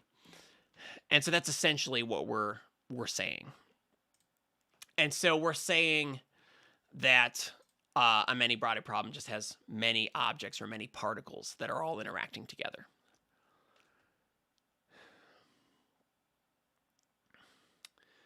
All right. So it said, during engineering, we used to mispronounce Poisson all the time. Yeah, people have problems with... I mean, even I have problems with French names. For whatever reason... I can't get it. And like most of the time though, French people are pretty like, it's like, I try so hard and I just can't like, although from what I'm told, I do better with French names than I do with German ones, which is weird because I took German in high school, which you'd think I'd be better at it. But apparently not. But it does help, with French. It does help that my wife speaks French. So, I have someone living in the house with me that can help.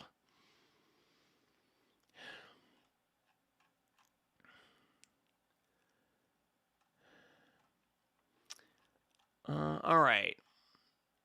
Snake, thanks for the super chat. What blows your mind the most about how the universe works? I have a hard time with... Well, I mean, I have a hard time with quantum field theory. It feels so different to me than anything else. But I think that what blows my mind... I think what blows my mind is biology, to be perfectly honest. The fact that, like, inorganic chemistry became organic chemistry, which became a biological organism, is just wild to me. Right, and I think it's because, like, we have trouble comprehending the timescales over which this has occurred. And so that's that. I think that's the problem. I think so. Biology really fascinates me in a way that blows my mind, and so I think it helps that my wife's a biologist, and so I just get to hear about it all the time. It's awesome. Let's see. Sean H. Corey says Veritasium has 2 YouTube videos about how electricity flows in wires. He does. If you look in the video description of the first one, you'll notice that he links to one of my old videos. He cited my video in his video. So people that are coming over being like, oh, he copied you. He didn't copy me. None of us own topics. And he cited my video in the description. So Derek and I are cool.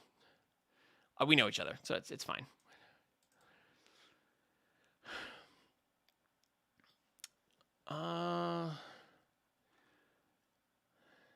Lots of repeat super chats. Thanks, Toph Bei Fong. Hopefully I'm saying that right.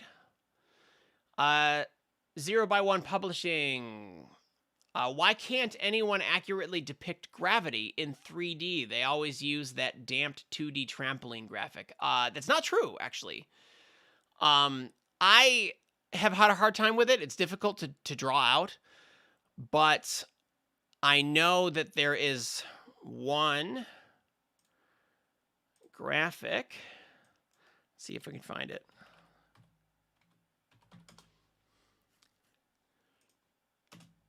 Gravity.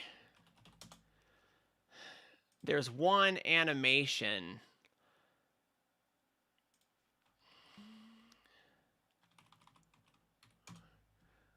by a guy named Lucas. Let me pull this up. Okay. Screen sharing. Looks something like this. And so the L in Lucas is a 1. So this is 1 UCAS VB. Lucas does a lot of really cool animations. I don't know if is it Mathematica? I don't know. I don't know what he does it with, but this is the best one that I've seen.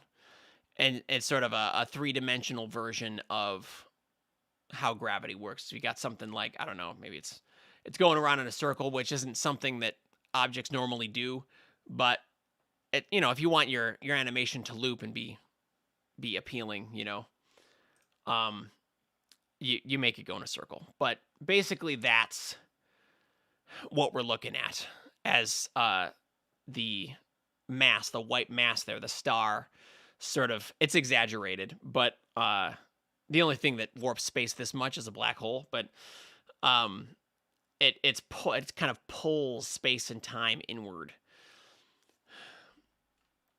And so I think this is the best we can do. And technically this is 1 dimension lower than it should be. It should be 4-dimensional, but I think the motion kind of accounts for time. So just something to, it does exist, is what I'm saying. All right. I think we'll go for another 10 minutes or so. It'll put us at 2 hours, and we'll call it a day. We'll call it a stream, if you will.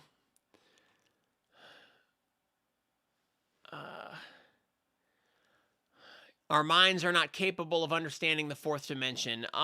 Maybe. At least not a 4th spatial dimension. But, I mean, we understand how time works. And as far as we know, time is the 4th dimension. But a 4th space dimension would certainly be a little beyond our understanding. Our brain's ability to understand, anyone's ability. Let's see. Am I doing any Nobel Prize winning research? No, I'm not doing any research at all. I don't want that kind of stress. I am an educator. And so my goal is to to help other people understand physics and astronomy and astrophysics and that stuff. The stuff that's my bread and butter. That's my goal in life, is to help as many people as possible understand.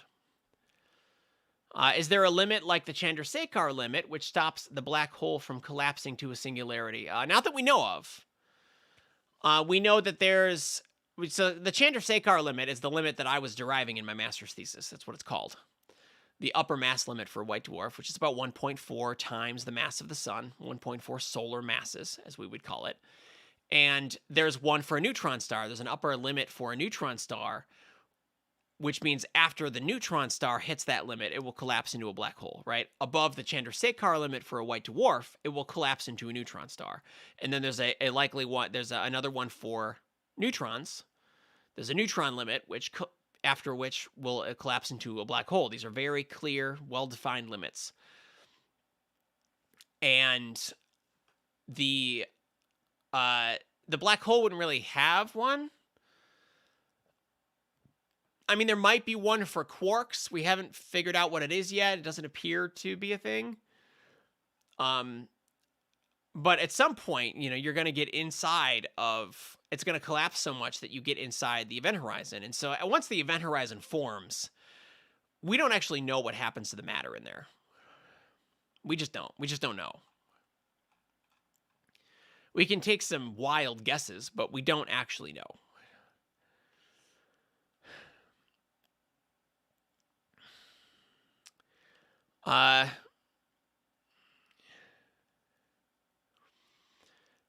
Let's see. Midwest Wind, thanks for the additional super chat.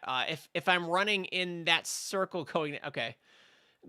Does the rest of the outside world see me as an almost frozen in time, supermassive, barely human? Well, okay, no, because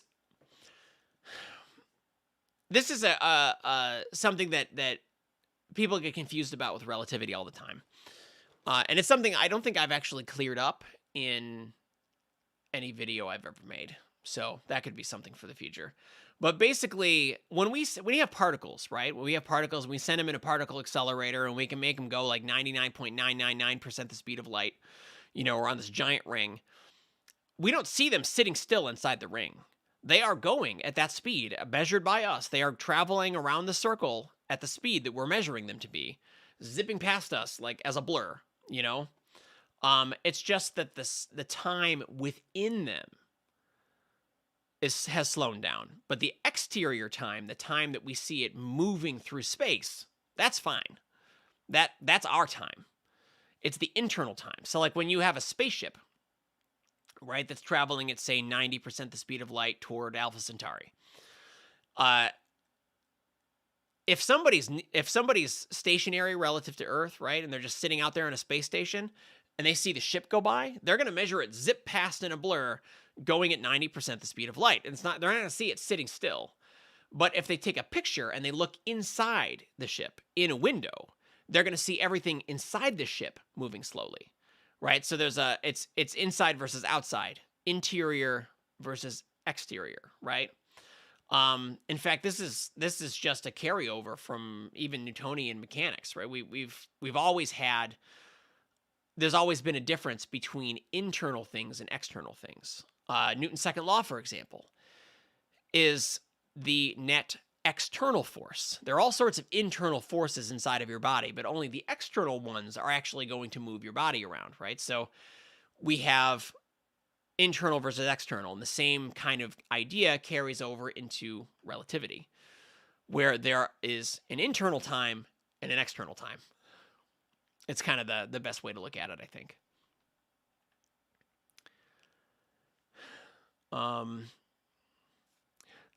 Artificer Creator says, you look fantastic. Thank you. I've never played an Artificer.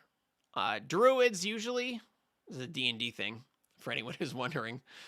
Although I've been exploring fighters recently. Let's see. Can you mention why there are 8 gluons and not 9? Kind of. Okay, so there are three. Okay, so there are three colors for quarks, right? There's red, green, and blue. Now these aren't actual colors; they're just labels for a type of charge that can take on three values. We just use it. We just use colors as an analogy. So that there's red, green, and blue. At which point there's also antiparticles that can have an anti-charge, right? So there's also anti-red, anti-green, and anti-blue. But because we're using colors as an analogy, we don't call them anti-red, anti-green, and anti-blue. We call them cyan, yellow, and magenta, the secondary light colors, which are opposite the Venn diagram. And actually, let's just keep screen sharing at the last minute here. Light Venn.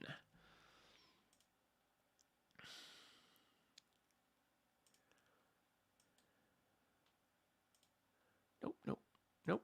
Not that. I want to open. No, I don't want to open the link. Open image. There we go. Okay, so screen sharing. So we've got something that looks like this. And here you've got red, green, and blue. These are the basic colors, right? And then you've got magenta, yellow, and cyan. So anti-red, right? Anti-red would be opposite this diagram from red, which would be cyan. Opposite green or anti-green would be magenta. And anti-blue would be yellow. Okay? And so those are 6 different possible charge values that a quark can have. Now, when it comes to gluons are interactions between quarks. And so in that case, the gluon can kind of take on a combo of 2 of the colors. And so there end up being 8 ways we can combine the colors together. If I go any deeper than this, it's going to get mathematical. But basically, there are 8 ways we can combine those 6 different colors: the red, green, blue, and then cyan, magenta, yellow. 8 ways that don't eliminate each other. And just sort of mathematically, that's how it works out. But I think that might help point you in the right direction.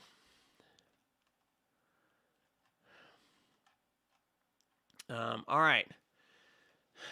Dante, thanks for the super chat. What is the general relativity interpretation for the Lagrange points? I actually haven't looked into this. I would like to, but there's a lot of things that we haven't really worked out in full because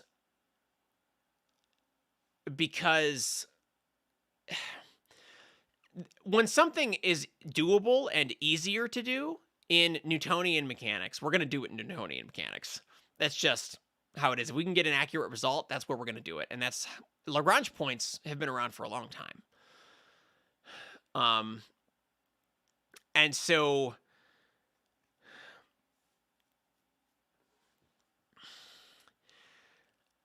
I've never actually seen it worked out in general relativity. It's the same thing with tides, right? We've done tides before. We can do tides with Newtonian mechanics.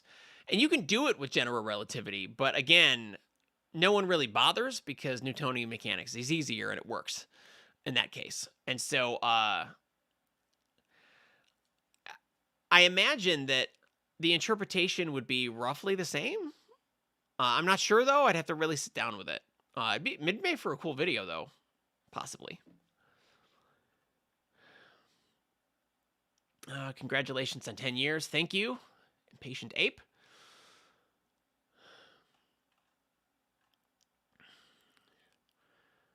Thanks for the super chat, Marcus.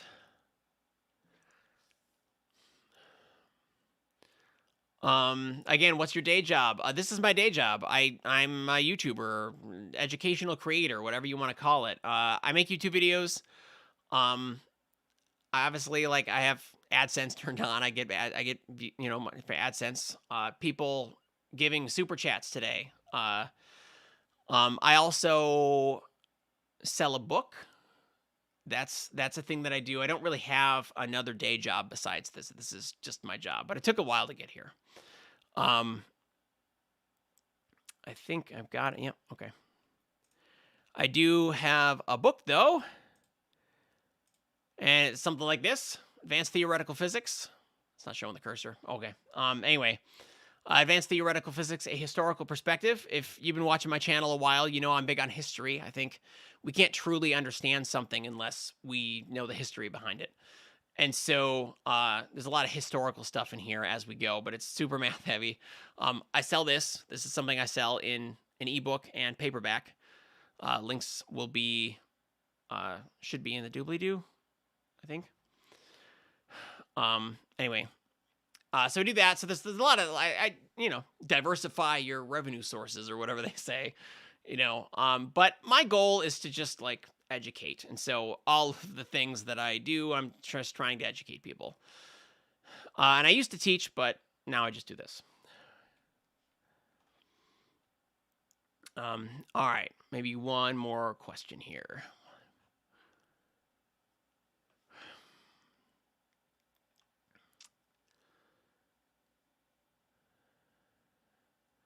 Let's make it a good one.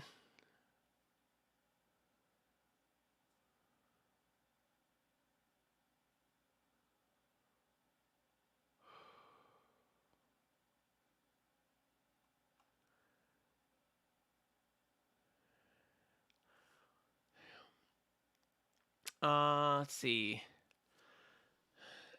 After the ring down and the merger of the two black holes. Okay, so there's this little noise that they made. They basically took the gravitational waves arrive at Earth, right? And they basically took the frequency pattern, and then asked themselves, what would it be like if that was a sound, right? And a hearable sound. And so they took the frequency range. They said, okay, what if this is a sound? And then they moved it up into the human frequency range. And you get to hear it's like, whoop. It's like this like silly noise.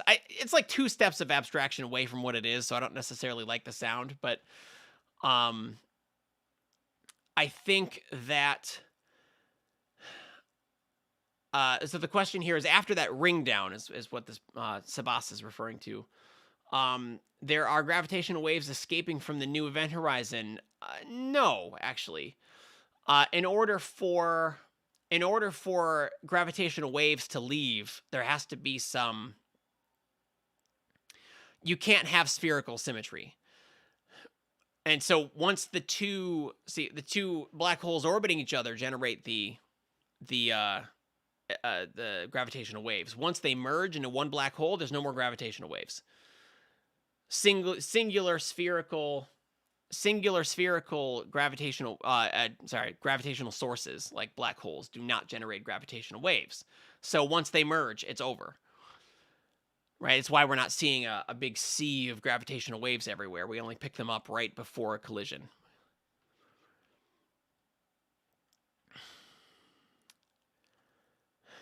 Okay. I think that covers it. We've been going for 2 hours. I've had a great time. Thank you all for coming. Thank you all for the super chats. Ahmad and Jim, thank you. Make sure I get your names in there. Thank you all for coming and asking questions. I had a really great time. There were some really good ones in here. I got to see some conversations happening, some debates happening in the live chat, which was great. But on that note, I like doing these live streams. These are fun. I will try and, mix in a couple of these a year. I think it's probably good. I don't want to like overdo it. But yeah, so thank you all for coming, and I'll see you in the comments.